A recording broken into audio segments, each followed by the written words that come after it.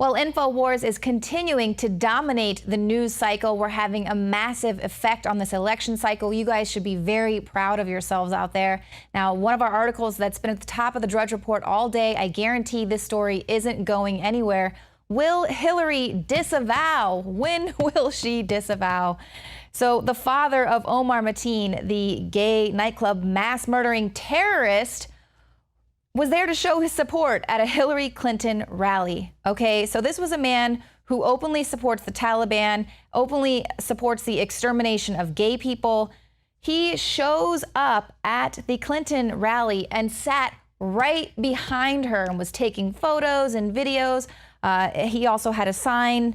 Later, the newscast caught up with him and he was holding a sign, "Clinton is good for the United States versus Donald Trump." He also says that she'll be good for national security. So there you go. If you had any question about what Hillary's America looks like, it's like that, where you have a terrorist father sitting right behind Hillary Clinton. Good job there, Secret Service. Or was he purposefully planted there? More likely scenario. Joe Biggs and Ashley Beckford will be joining me in studio later to break this insanity down. But I mean, this is Hillary Clinton, who, of course, is looking for an endorsement from another terrorist war criminal, Henry Kissinger, who, of course, she calls her a friend, who she relied on his counsel when she served as Secretary of State. Of course, the war criminal Kissinger has said that Hillary Clinton ran the State Department better than anybody had run it in a long time. So those are just two peas in a pod. But here's another story that we have forced out into the mainstream. And rather than debunking it, rather than putting out her medical records to prove that she is in a great state of health, all they're trying to do is tear down our reporting. So here's a story out of the Daily Beast. Is the Hillary dying hoax started by a pal of Alex Jones? Yes, our star investigative reporter there, Paul Joseph Watson, is just an old pal of Alex Jones. So he starts his article off by, Hillary Clinton supposedly has Parkinson's disease, syphilis, brain damage, a brain tumor, autism, a degenerative disease, giving her seizures and strokes, a blood clot.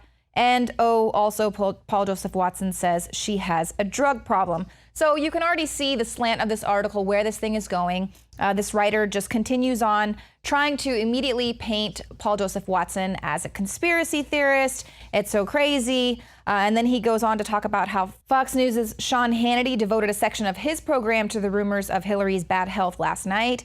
CNN's Jeffrey Lord doubled down on national TV, saying Donald Trump is willing to point out other things people have been pointing out for years when asked about Clinton's health. And then he goes on to write about the fact that writers like Watson is just too popular. He has got all of these YouTube subscribers, 500,000 subscribers. He sometimes, of course, hosts the Alex Jones radio show, and he's too powerful. Watson's reach is just too powerful. How dare he question Hillary's health? So this is just amazing, because out of this 4-page article, he doesn't bother to debunk Paul Joseph Watson's claims, nor does he go into any investigative reporting of his own. He's just there to run interference for Hillary Clinton and the Democrats. Now, last night on Fox News, Sean Hannity did set up this photo that's causing the big stir, with Hillary Clinton having to be helped up the stairs. He said, talking about this picture, he said, earlier today, we reached out to the Clinton campaign for a statement, and a spokesman told us that the Drudge Report is shameful, and anyone who buys into that medical condition, shameful. But what was missing was a statement about the health issues. So everyone's just shameful. How dare you? You should be ashamed of yourself for daring to question the health of a woman that you were going to put into the most powerful position in the United States. How dare you? And then, of course, Dr. Mark Siegel said that the public has a right to know. And of course, we do have a right to know if Hillary has some sort of a health condition that is going to inhibit her from running the country if she is elected. Now, we also spoke with another medical expert today who indeed said the public has a right to know. This is Dr. Steve Pieczenik. Now, he is a doctor, PhD, an American psychiatrist, and a former U.S. Department of State official. So he spoke with Alex Jones earlier today about Hillary's current health and, of course, the cover-up. Well, I certainly think that a traumatic brain injury with symptoms down the road is very, very likely here, especially since she had a blood clot on her brain. And as David was mentioning, that can actually lead to a seizure problem. We need to see her records to see what's the sequelae. Well, they want Donald Trump's tax. There's two things we want from her. We want her speeches to Wall Street and the medical records in full. I demand that she have an independent medical, neurological evaluation by people who are neither Republicans nor Democrats, to evaluate her mental status and physical status to be the President of the United States. Is she unfit to be the nominee? At this point, yes.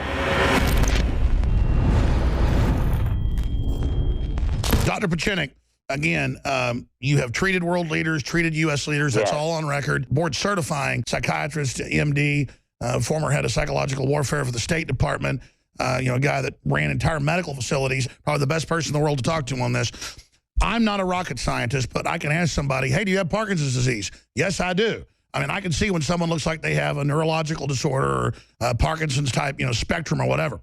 You as a truly educated expert, 6 months, a few years ago, disappearing into this brain tumor specialist facility, all the bizarre behavior, her obviously degenerating, acting so angry, looking disoriented, having many seizures, looking at her, just in the videos you see online, if you saw that of a layperson, what would you say is wrong with them? I would say that she has a occult brain tumor, either glioblastoma, or that she has possibly an onset of Alzheimer's disease, which begins as what we would call a subcortical vascular dementia because of thrombosis to the brain. Either way, it has to be ruled out. If she has early onset dementia, which she may well have, which came out in the issue with Chris Wallace and her quick discussion as a short circuit, and then Kane, her vice president, took over, it clearly said to me that Hillary at this point is not qualified physically, mentally, or emotionally to be the President of the United States unless she is given a clean record of health, which I doubt will happen. What we've seen is a lot of distraction of a group of her people, including Republicans who may or may not have been co-opted, to say that Trump is impulsive, he's erratic.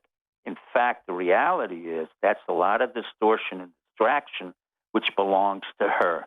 And in time... Well, I've actually found Trump is super disciplined and is just like a workhorse and very, very calm and focused in private, and then that's what folks that know him Correct. say. Well, I'm not here. I don't want to get into politics, but let's make it very clear. There is no history that I know about Trump where he has actually killed individuals intentionally or unintentionally. Yeah, Trump hasn't gone around and destabilized all these countries and said, Correct. I came, I saw, he died. Correct. Now, we can honestly say her judgment about Libya is in question. Was it her judgment because she thought that was the best thing to do? Or did she have an underlying psychological, neurological problem which compelled her to act and be aggressive and go to war, as she did in Iraq and elsewhere? Well, that was my next question, because you are a top psychiatrist. Let me expand on that. A lot of times you read about dementia, you read about brain tumors. People tend to start acting like kids. They tend to have rages. They tend to get aggressive. In a lot of videos, I thought it was just her acting like a kid for her audience, but more and more, I see her on C-SPAN and things off to the side, acting like a little kid, but also kind of raging and stomping around. What is that indicative of, doctor? It's indicative of onset of possibly dementia. Dementia, in her case, would not be unusual because she's 69 years old, going on 70. With all due respect to her, she's been under a lot of stress. She's flown all over the world. She has been dehydrated, but she has a well-known history of having concussions, not just one concussion, but concussions in 1998, 2009, and a major concussion in 2012, where she had to wear the Fresnel prisms, which means that she has an ongoing post-concussion syndrome and or a glioblastoma or an onset of dementia or all three. But without an independent evaluation, without the release of the records from Columbia, not from this Dr. Lewis, Bardak. I don't know who she is, and I understand. Release the real medical records. Why was she disappeared for a year, 6 months in treatment? That's not blood clots. No, that is far more serious than a blood clot. There's calls for release of a full medical record. At the same time, I would want Congress to call in the Secret Service to demand exactly what they have witnessed, what they have seen under oath. What are you injecting her with? There should be congressional hearings. Why does a person follow her with a tranquilizer dart? They won't do that because it'll look partisan. But at the same time, I would put a gag order on everyone who's involved in any way in adding ad hominem comments. I mean, the fact that 50 Republican experts, all of whom were neocons, Zelikow, you have Zelik. No, I get it. You don't want political points. You care about the Republic. I don't care about the political points. I care about the mental health and the medical health of this woman, and it has to be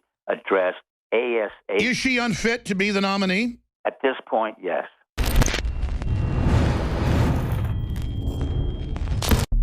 50 Republican national security strategists came out against Trump on Monday saying, we will never vote for him. Now, these were 50 Bush-era national security strategists.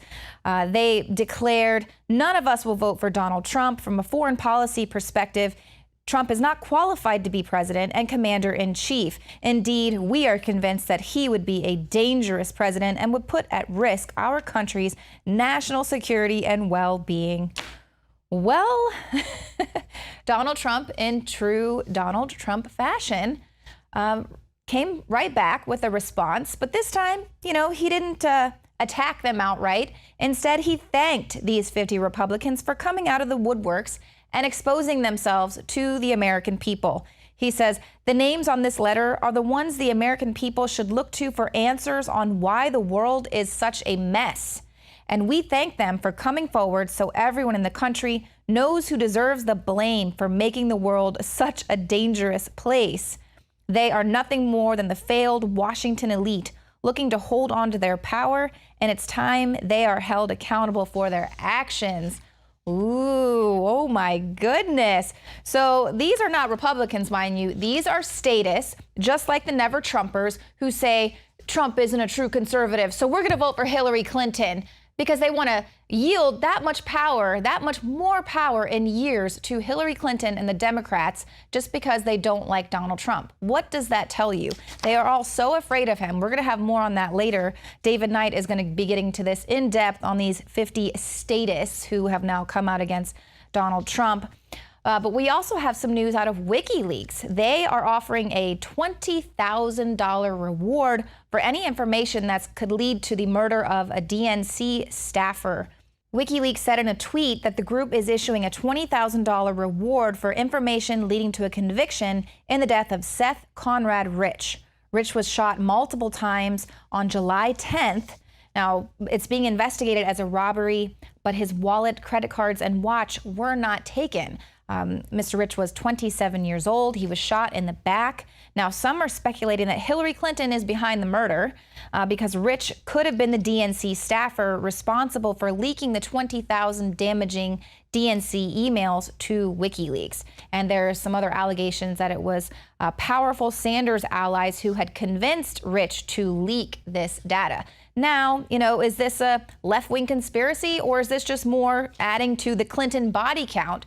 Because he is just one of several people involved with some Clinton things in the last several weeks to die under what some would call suspicious circumstances. Sean Lucas served the DNC on July 3rd with a complaint and summons in a fraud action on behalf of Sanders supporters. On August 2nd, he was found lying on the bathroom floor, dead by his girlfriend. When she came home that night, his girlfriend said he was in great health, but now he's found dead on the bathroom floor.